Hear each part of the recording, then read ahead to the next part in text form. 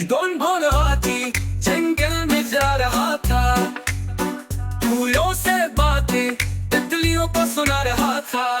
बाका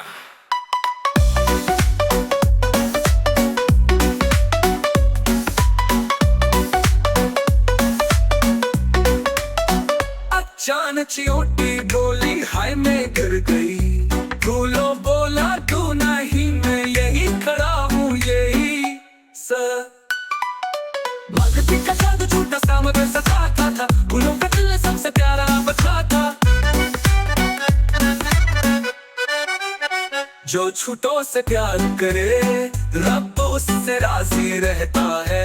खुशियाँ बांटो सबको, दिल हमेशा ताजा रहता है। यूं भूलो हाथी ने सिखाया ये प्यारा सबक, मुर्गी मोहब्बत यही है असल हक।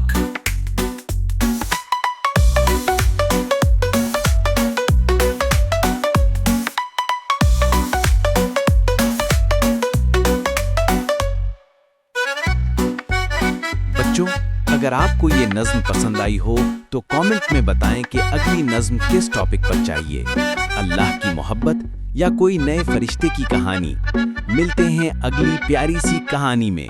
अल्लाह हाफिज। मून और स्टार्स।